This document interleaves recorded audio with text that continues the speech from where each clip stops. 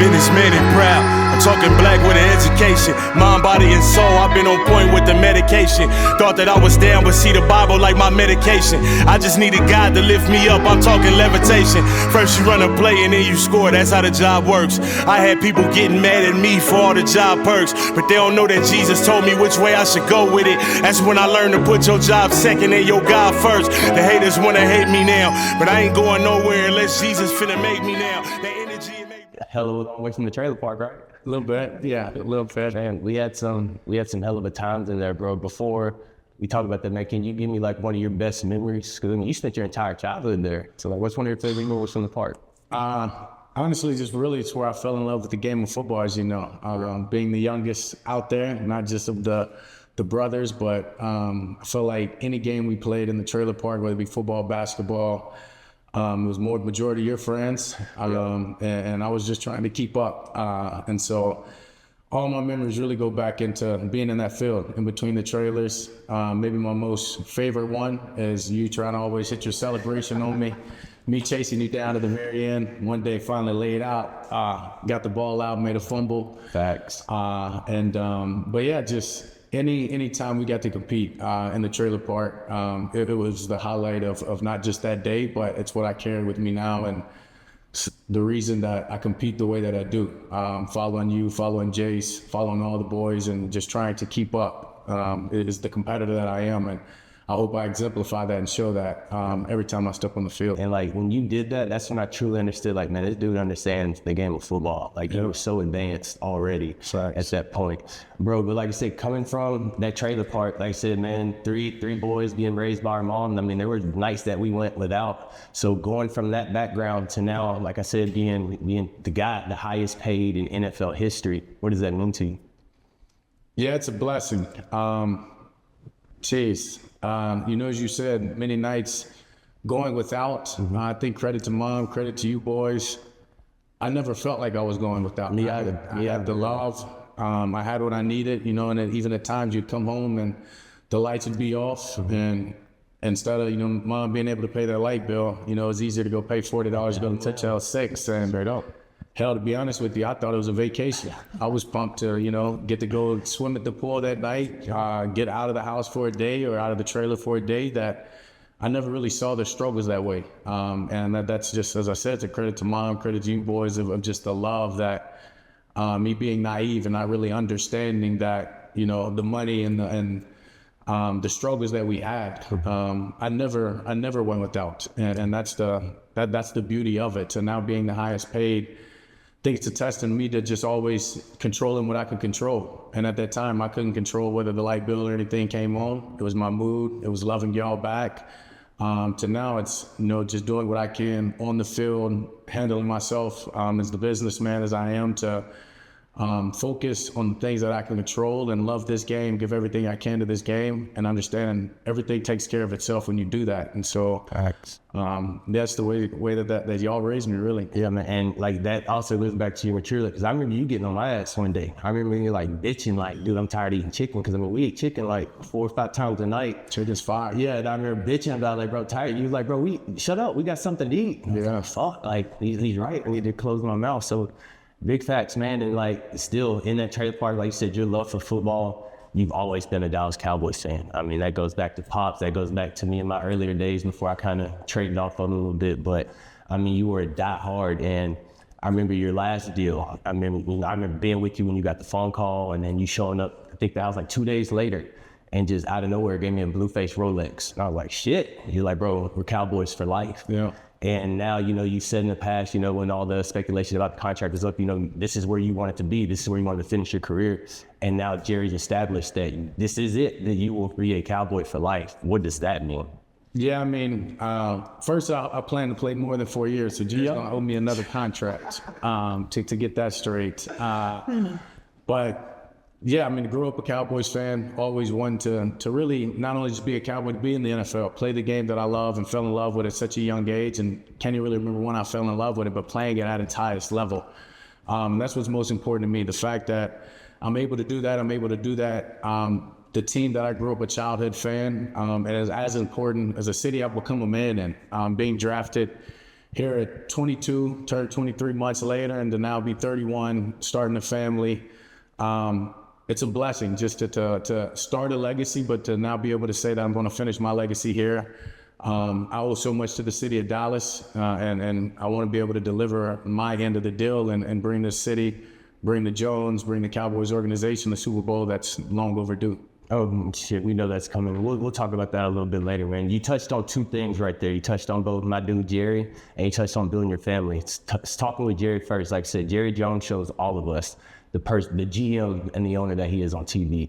But what is it to see Jerry Jones the man? Is there a little bit that you can give us that we don't get to see? Maybe how he's influenced you off the field, or maybe something you've taken from him? Yeah, I mean, businessman. I think first something that I've tried to take from him and I idolize him is the way that he's ran his business and handles all business, which probably, is the reason we duked out this contract. Yeah.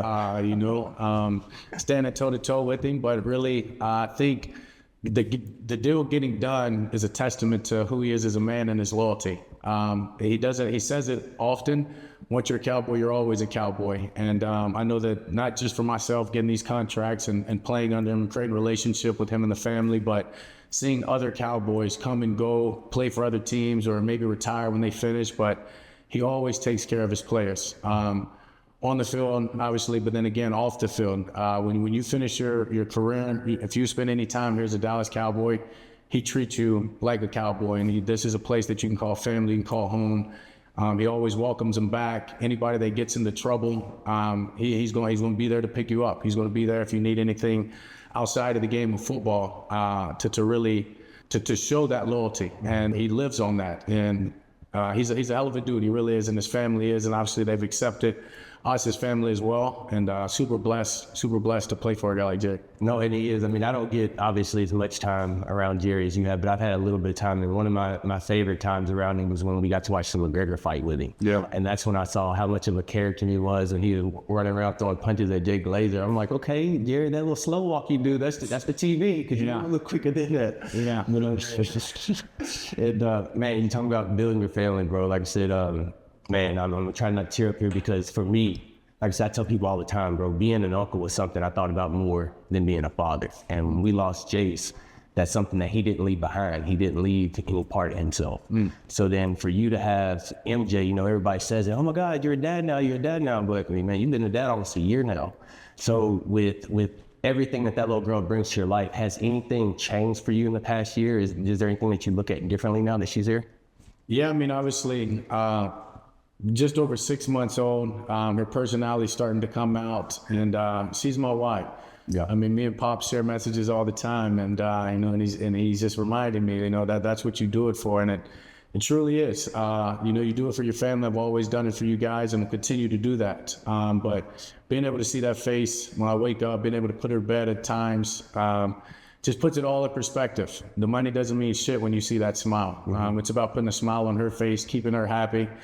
If anything, the money just secures that I'm gonna be able to leave her generational wealth. And I'm fortunate as hell to be able to do that and to give her, I guess you could say, an alley-oop into her life and whatever she may do. And so that's my responsibility. That's my biggest responsibility. Obviously, leading the Cowboys in this organization, but before any of that, it's raising that little girl and making sure that my family is happy, secure, and safe. And super thankful for her, and to be able to carry those obligations and responsibilities each and every day. It makes me a better man when I wake up. Yeah, man, I mean, you hear the stuff when they say like love at first sight, but I had never fallen in love with anything faster for sure. Than our kids, because same thing with her. I mean, bro, like just the joy. I mean, still now when she smiles at me, all I see is our mom, all I see is our brother, and I tear up to think about the life that her, Mac, Bear, and any other future ones that you bring in here is gonna have, man. I mean, like you said with Pops, I joke around with him that because of you, bro, like they're the first generation of Prescott born rich. Yeah. Like they really are, so like you said, that alley that they have is it's our responsibility now to make sure that they have and continue to have everything that we didn't grow up for sure. Speaking of friends and family, bro, like all of us are here. I mean, they can't see him, but Jay's over there in the corner, Pop's behind us, Egan's here. We got Kraft, Jacoby, all of our base, your core group, I mean, from the time you were a child, are now in Dallas. Does that help you stay grounded? What does it feel like to know that this many people are truly here for you? Yeah, I mean, whether they're here or not, the love, the support that they give, that 100% allows me to stay grounded. As you said, Jay, I mean, I think about, you used to give me $20 for every touchdown in high school, you know, just believing in me, the belief. I tell people all the time, I'm here because of all the people that believed in me. Obviously, it started with mom pouring gas on any thought and vision that I had in life, but then it was second by all of our friends and family to, I can go do whatever it is that I wanted to do. And I don't take that lightly. They say it takes a village to raise somebody, and I was truly raised by a village. And continue to have that village support me means the world. And that's why I hope if anybody that knows me and knows me from then to now, or have met me over a course of a month, they know that I won't change. And it's because of the people that helped raise me and the people that I'm indebted to for that. And so I just hope that I give the same love and appreciation. I hope they feel the same as I feel about them, because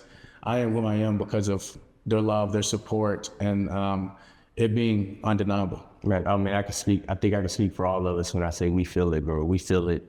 Yeah, like you said, raised by a village. Mom used to call our house the home of wayward boys. Yeah. So just speaking of all them, and like you said, Jay, give me $20. That's a nice. Can you give us like a story of any of them? Just one of your funniest memories of any of the boys from the park. There's so many, honestly. There's so many, but I think this is just an example or a time, to, as you said, a testament to our mom who took anyone in who not necessarily that their home wasn't the best, but if they felt more safe or if they felt more love in our house, that she welcomed them. And, you know, that's something that try not to get that's something that I hope to do with my teammates and anybody that I come in contact with is give the love enough that they understand that they can come to me with whatever it may be. On the field problems, off the field problems, relationship, whatever it may be, is that I'm here to just serve. Yeah. I'm here to serve our good Lord and to serve our neighbors. And so just to be able to love on them the way that she loved on them, and to love on my friends and family. And I look forward to, as you said, the need to love more on our nieces and nephews' friends and MJ's friends and whoever else may come. That's just a credit to our mom and the way that we're raised is that we're all a family. Yeah, now I think about that too. It's a fun future thought, bro. For sure. And I think about all these kids that I can have possibly running through my house, and I truly get excited. Max starts basketball next month, and I just can't wait for the little pizza parties and all the little boys he makes friends with, because that's going to be the start. Hopefully those will be the boys, you know, senior year, these are the boys he's still playing basketball with, you know. You talked about living up to your part of the deal in Dallas after getting this big deal. So let's go back to that just a little bit. I said earlier, I know it's coming. You know it's coming. Anybody close to us knows that you will be the next quarterback to raise the Lombardi Trophy for the Dallas Cowboys. That's fact. You can stamp it wherever you want. However, if that does not happen, do you feel like your career in Dallas is defined by whether you do or don't? I have no doubt that it will eventually happen. So I hope that my career is defined by that. It's not about the money for me. Never been about the money. It's about winning. That I play this game out of pure love. And as a quarterback, the best way to show other people you love them in on your team and the organization is by serving them and giving everything you can and winning for them. So you call it pressure, call it whatever you want. I want everything to be aligned with me winning and winning here in Dallas. So with going back with that, with all that pressure that you want put on yourself, I mean, I've gone viral defending you online against all the bullshit, all the noise, the talking heads on TV, whoever they may be. And in so many interviews, everything, you continuously say that you block it out. And I watch it. I mean, I see it day to day, but I've never asked you face to face, like, brother, like, how do you truly block that out? It's easy to not turn on the TV. Yeah. What you see is what you become. Mm-hmm. And I truly believe that if you see too much negativity, you'll become negative. If you see too much positive, you'll become too positive, and that's not real in this world of adversity. So for me, it's about staying neutral. It's about being myself, understanding what I can control each and every day, and keeping my mindset solely on that. Nobody's opinions have ever defined me, and they never will. I was told long ago I wouldn't be the quarterback at the high school that we were at. I wouldn't be a quarterback in college. I would be a tight end in the NFL. And it's not necessarily about proving anybody wrong. It's about proving myself right. And every day that I wake up, I have another opportunity to do that. And I'm gonna be cheating myself. I'm gonna be cheating MJ, cheating my family, cheating anybody that believes in what I believe in if I don't focus on that and solely on that. And when you do that, the noise becomes a joke. Yeah. Whether it's too good or whether it's haters. The same people that love you are sometimes the same people that are waiting to knock you down.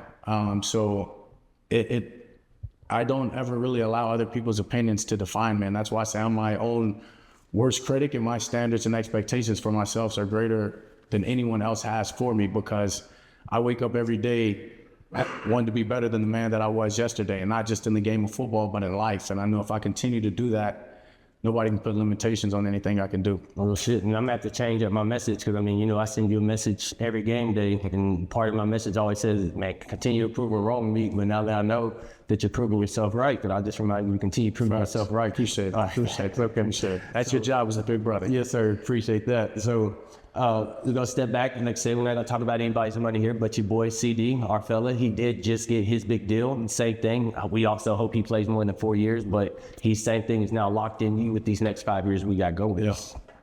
I'm one of the people that is truly blessed to get to see the off the field work that y'all put in. How satisfying is it to you to see that come to play on game day? Yeah, it was huge. One, for CD to get paid. I think that was a huge part in me getting my deal done. I think Jerry just wanted to get rid of the distractions. I think this is the first time he's like, let's just go in here without no distractions and play football. Yeah, that as well as my guy deserved it. Yeah. He deserves it. He's the best in the league, period. I mean, I know you can look at a lot of other receivers in this league that are doing well, they'll have great numbers, but I get to work with this guy day in and day out and have for the last 4 years, and I understand what the game means to him. He's truly a dog.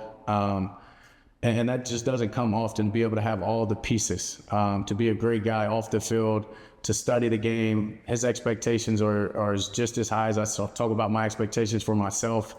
As you said, yeah, sure, we want to play obviously we want to outplay these contracts that we're in, but we shared a message when we signed of, yeah, let's go do this together. We're locked in. The best is yet to come for both of us. He's such a young player. I feel like I'm at the peak of my career, being 31, the experience that I've had, that this is only the beginning for our relationship and the tandem and the goals and the records and the wins and, as I said, the Super Bowls that we're going to accomplish. Yeah, and he's definitely one of your guys, like I said, brought in, been under you the entire time. He mentioned that he wanted to stay under you, didn't want to deal with the QB carousel. And I know you said you don't turn on the TV, so you may not have seen it, but Bill Belichick the other day was comparing you and him to Joe Montana and Jerry Rice. He put you up there with the being hard or being impossible to stop, like the combination of Peyton and Harrison, like I said, like a Big Ben and AB. What is it, like I said, does that show that the work that y'all put in, that y'all are being up there with those kind of guys, that y'all could possibly go down as one of the greatest quarterback receiver duos to ever play this game? Yeah, I mean, I think this says a lot, and just because we've only done it for 4 years, and you just named some of those duos that did it for their whole careers. But then again, I feel like we can be better than all of them. Yeah. And I know CD has the same expectations, and that's the communications that we have, and that's the work that we put into this. Is we didn't make it if we are Joe Montana and Jerry Rice. We only make it if we're the best versions of ourselves, and we bring this organization something that they hadn't had in a long time, and that's the Super Bowl. And we put up numbers that have never been done before, and that's the expectations I have for that guy, and for myself. So love the comparisons. They sound good and all, but hopefully one day people are saying these next duos and next tandems can be like me and CD. Facts. Speaking of your teammates, like I said, everybody's under the assumption that the next guy to get his bag, and another guy well deserving of that, is Micah Parsons. You've mentioned to me in the past that Micah alone is going to ruin some games for some people, and we saw glimpses of that Sunday. What does it mean? Like, what is it to you? I know what I see on the sideline, but what is it like to you to watch a guy like that from the sideline do what he does? Yeah, I mean, honestly, from the sideline, I don't say I get to watching that much, whether it's looking at the iPad or getting prepared for the next series, but I see him in my face enough at practice, and I got a hell of an offensive line. So to see the trouble that he brings us in practice, when I do look up on third down and see the quarterback running for his life and Mike is chasing him, he's deserving of it. He's the next man up, and, for me, being the leader, being the quarterback of the Cowboys, it's about pushing Micah, and it's about pushing Micah to be greater than what he's doing on the field and his numbers, but to lead others and to bring others along with him. And He's going to continue to grow as a football player. The on-the-field stuff, his talent, the way that he cares and loves the game, that's going to be taken care of. And he's going to be one of the best to ever do this when it's all said and done. But I want to see him be one of the best leaders and really lead our defense, because that's what it's going to take for us to get to the Super Bowl. Is everybody that has an opportunity to put something in on this team, they have to do it. And it's going to take guys like myself, guys like Micah, guys like Diggs, CD to bring the others along with us. And we've got great leaders on defense for him to follow and learn under, whether it's DeMarcus, Jordan Lewis, Eric Kidrich we just brought in. And so he's just going to continue to grow. And with that, the money comes. Yes, sir. You got to talking about it, man. I'm sorry, I lost my thought. I saw the chef come up here and start preparing food. My stomach got to growl a little bit. I guess I don't get to ask you these enough, or I don't listen enough, I should say. But man, like I said, we had a big win in Cleveland. We're getting ready for New Orleans this weekend. Like you just said, when you're watching film, whether it's after a big win like we just had, whether it's coming off a loss, or whether it's getting ready for an opponent like now, what are you looking at on film? Where are you trying to see where you can improve at? Yeah, I mean, just as you said, referencing this win in Cleveland, we left a lot of meat on the bone. You know, we had a pretty solid first half, moving the ball, getting some first downs. But in the second half, we didn't even get a first down. So there's tons of room to improve. And one, as I credited after the game, our defense did a hell of a job. They shut down a pretty good quarterback and a good offense on the road, place that we weren't great last year.